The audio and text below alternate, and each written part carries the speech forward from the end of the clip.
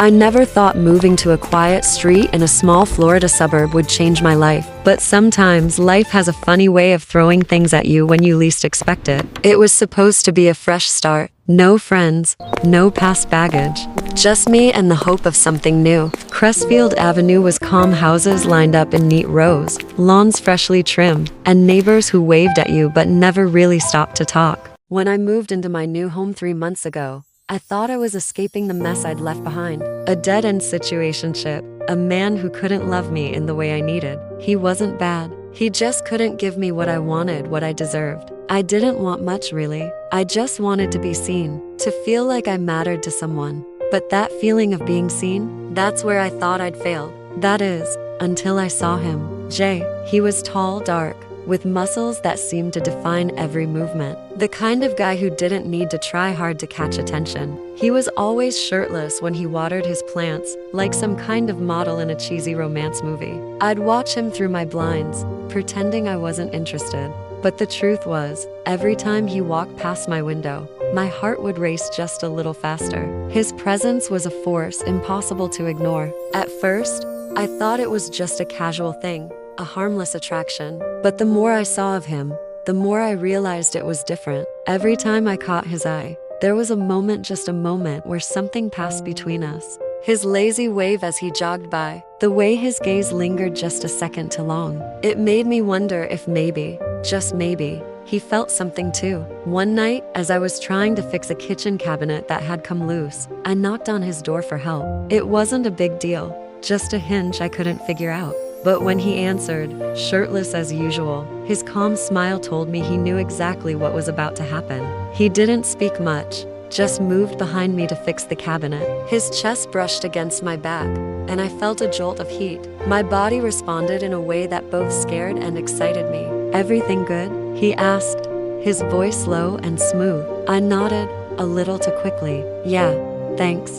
That was it. Or at least, that's what I told myself. But that night, I couldn't sleep. I lay awake, playing over and over again the feeling of his chest against my back, his hands on the cabinet. I fantasized about what it would be like if he crossed that line, if he pulled me into him, if his lips found mine. The next night, things took a turn. I was sitting on my couch, lost in my thoughts, when I heard a soft knock on the back door. 3 knocks, like a code we'd never spoken but somehow understood. I opened the door, and there he was, standing in front of me, a little closer than I'd ever expected. He didn't say anything. He just looked at me, like he was waiting for me to make the first move. "You okay?"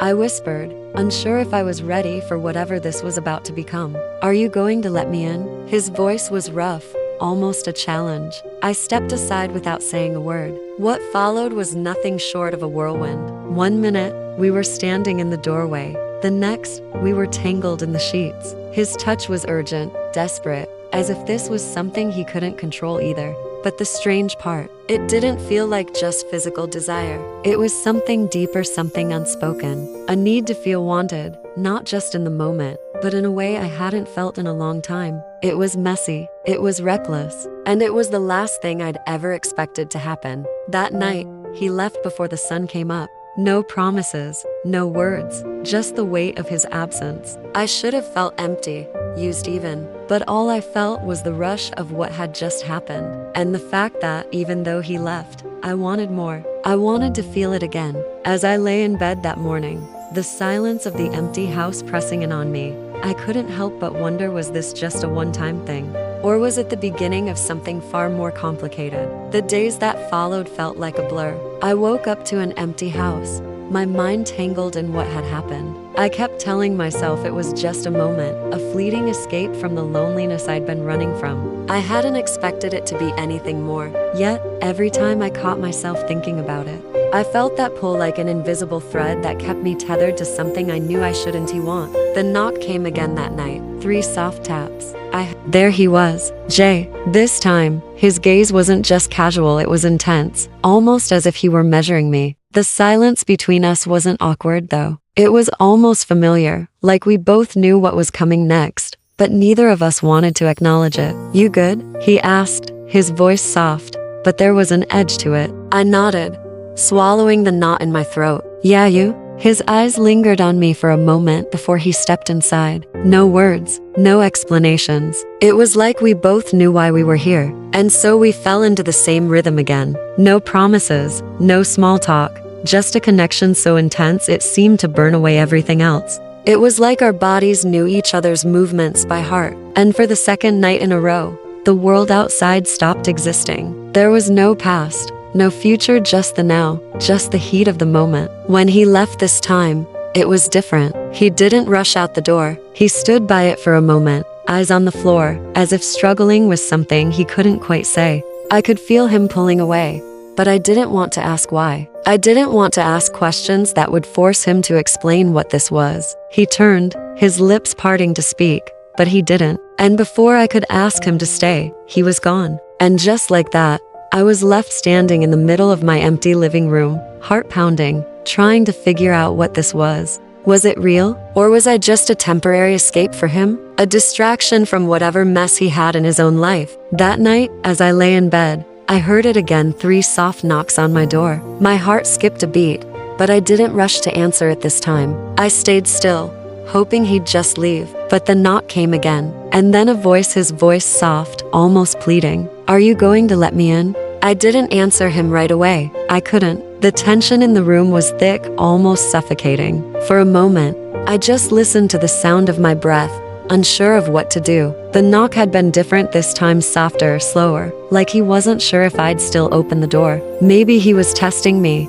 testing the limits of whatever it was that existed between us. I stood by the door for a long time, my heart racing, thoughts swirling. I told myself I shouldn't let him in. I told myself I needed to be strong, to keep my emotions in check. But the truth was, I wanted him. I wanted to feel that heat again, the rush of his presence, the way he made me forget everything, even myself. And before I could talk myself out of it, my hand was already on the doorknob. When I opened the door, there he was. But this time, he wasn't the confident, carefree man I'd seen before. He looked different, tired, almost worn. His eyes were darker, the usual smirk missing from his face. It was as though he had been carrying something heavy, something I hadn't seen before. "You okay?" I asked again, but this time, my voice wasn't steady. I could hear the vulnerability in it, the desire. "Yeah," he replied, his voice low, but I could tell it was a lie. He wasn't okay. But instead of leaving,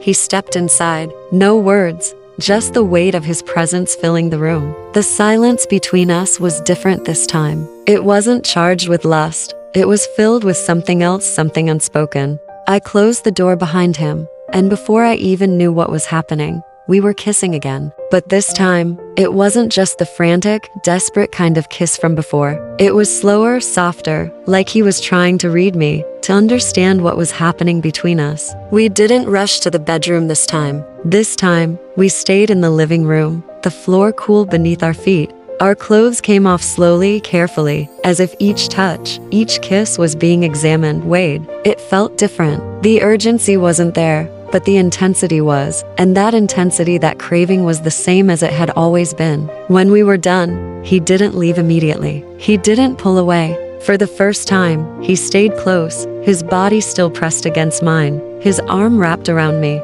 I could feel his heartbeat, steady and calm against my skin, but there was still that unspoken tension in the air. "What are we doing?" I whispered into the quiet room. He didn't answer right away. Instead, he kissed my forehead, the softest touch, as if he was trying to comfort me, to tell me something without words. But even then, I could feel the distance between us, the invisible walls he had built. "I don't know," he said finally, his voice quiet, "but I'm not ready to walk away yet."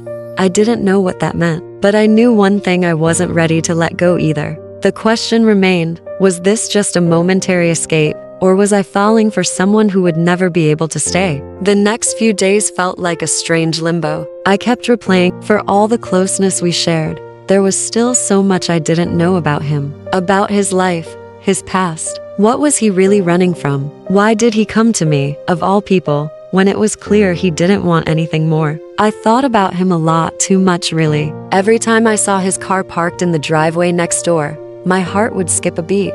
I'd catch myself wondering if he was home, if he was thinking about me the way I was thinking about him. I told myself it was just physical, just a few stolen nights. but somewhere deep inside, I couldn't stop hoping for more. Then one night, he came again, 3 soft taps. But this time, I hesitated. It had been a few days since I last saw him. A few days of silence, and I'd convinced myself it was better that way. I had convinced myself that I was better off alone, that I didn't need him in my life to feel whole. But when I opened the door, I saw the look on his face, the same tired, almost lost expression from the night he stayed. His eyes were tired again, like he had been carrying something heavy. He didn't smile, didn't offer that usual lazy grin I had come to expect. It was almost as if he was waiting for me to make the next move, to decide where this was going. "You came back," I whispered, the words leaving my mouth before I could stop them. "Yeah," he replied softly, like it wasn't even a question.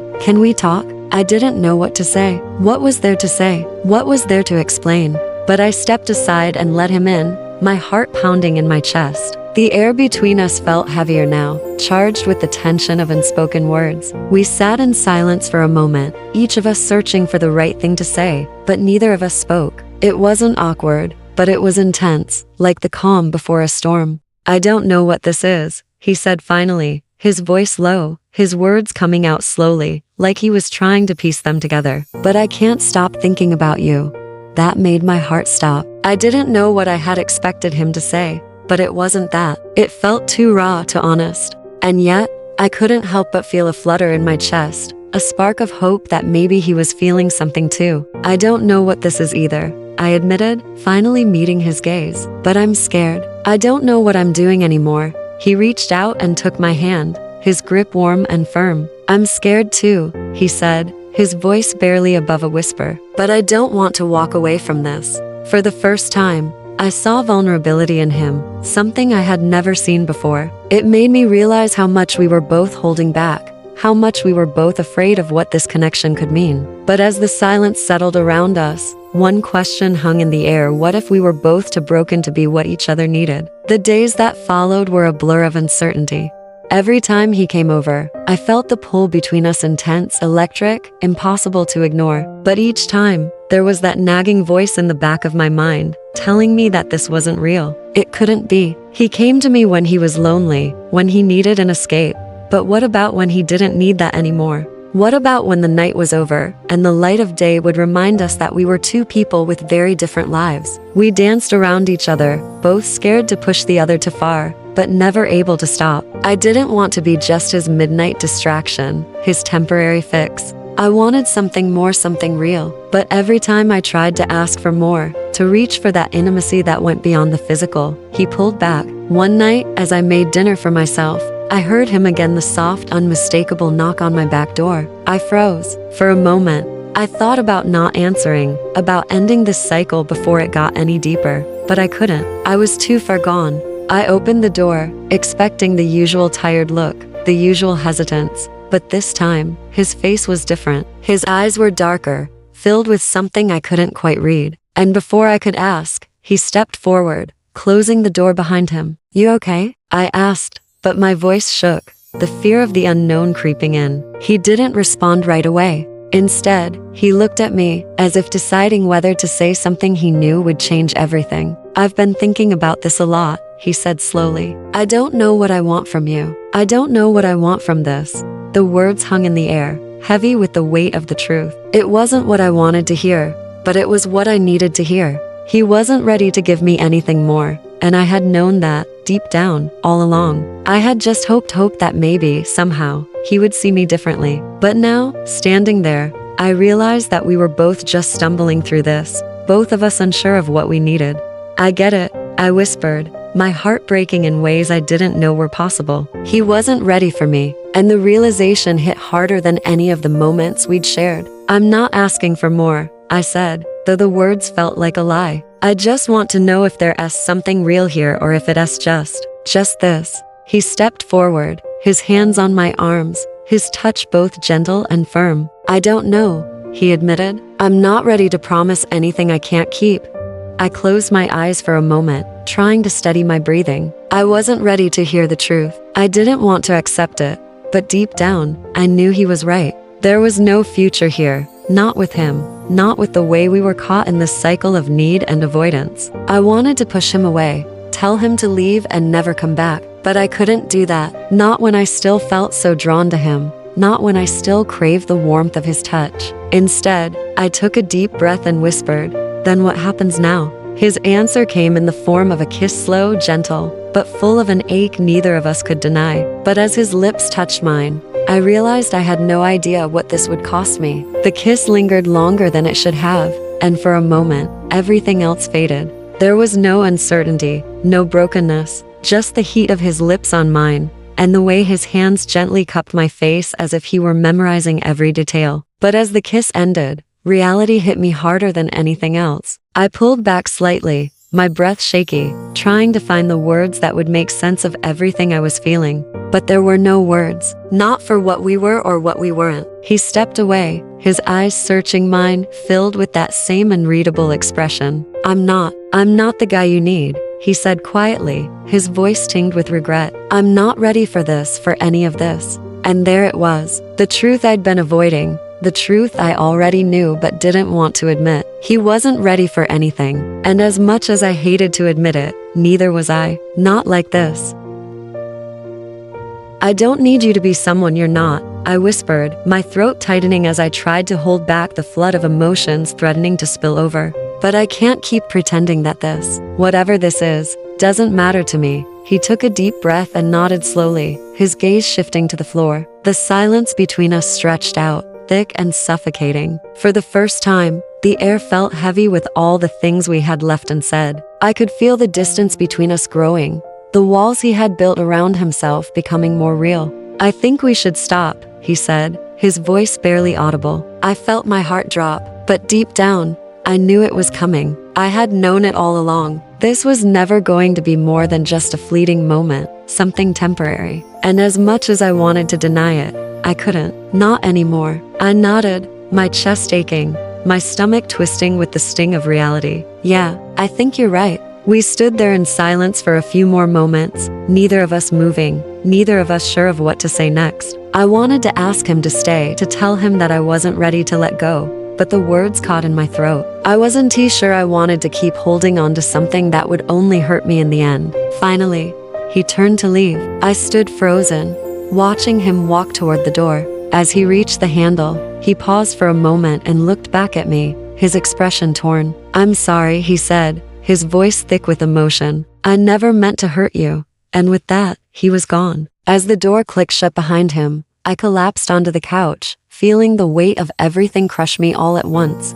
I couldn't stop the tears. I had tried so hard to hold it together, but the truth was, I had just lost him. And now, I had to face the hardest part, letting go. I sat there, on the couch, in the silence of my empty house, the sound of my own heartbeat louder than anything else. The door had barely clicked shut behind him when the weight of it all hit me: the kiss, the words, the sudden realization that everything had been an illusion. The man I had hoped would stay, who had whispered things that made my heart race, was now just a memory I couldn't seem to shake. I let the tears fall, not caring that I was alone. For the first time in months, I let myself feel the emptiness that had been building inside me, the loneliness that I had buried under distractions and fantasies. It was all crashing down at once, and I was powerless to stop it. How did it all go so wrong? How did a few stolen nights, a handful of kisses, become something that now felt like a gaping wound in my chest? I tried to tell myself that I had been warned. He was never going to be the one to stay. He had made it clear from the start that he wasn't looking for anything long-term, that what we had was just a momentary escape. But I couldn't stop myself. I couldn't stop hoping that maybe, just maybe, he'd want something more. That the connection we shared wasn't just physical, that it was real. But it was never real, was it? One night, about a month after everything had ended, I found myself standing at my window, staring out into the quiet night. The streetlights were soft, and the sound of crickets filled the air. My heart no longer ached with the desperate need for his attention. I realized I had spent so much time waiting for him to come back, for him to choose me, when I should have been choosing myself all along. It was in that moment I truly understood what I needed. It wasn't someone to complete me, it was to be whole on my own. And that was the hardest, yet most freeing, realization of all. But just as I was starting to embrace this newfound peace, I heard the familiar sound of my doorbell ringing. I froze, unsure if I wanted to answer. The past few weeks had been the first real steps toward healing. And now, it seemed like I was about to be pulled back into something I wasn't ready for. I walked slowly to the door, my heart pounding with a mixture of curiosity and fear. I opened it, and there he was, Jay, standing at my doorstep, looking the same as always but with a slightly different look in his eyes, one I had never seen before. "Hi," he said softly, his voice almost tentative, unsure of how to begin. For a moment, we just stood there, the silence thick between us. My mind was racing, unsure of what to say, what to feel. I had worked so hard to move on from him, but the pull was still there, unavoidable, undeniable. "I've been thinking a lot," he continued, his eyes locking with mine. "And I need to be honest with you. I can't stop thinking about you. I haven't been able to. I know what I said before, but I was wrong." I swallowed hard, the weight of his words sinking deep inside me. Could I let him back in? Would I? After everything? Did I still want him? I took a deep breath, studied my pulse. "Jay, I've moved on," I said softly, though the words came out stronger than I expected. "I'm not the same person I was when you first walked in that door. I was waiting for you to choose me, but I realized I had to choose myself first. And now I'm enough. Without you." His face fell slightly, his hand running through his hair, the frustration and regret evident on his face. "I don't know if I can change what I've done," he murmured, looking down. "But I wanted you to know that I'm sorry. And I understand if you can't forgive me." I nodded, feeling an unexpected peace settle within me. "I've forgiven you, Jay. But more importantly, I've forgiven myself." And just like that, I realized how far I had come. I closed the door gently, my heart calm, my mind clear. I didn't need him to complete me anymore. I didn't need anyone to define my worth. I had learned to define myself, and for the first time in a long time, I felt truly free.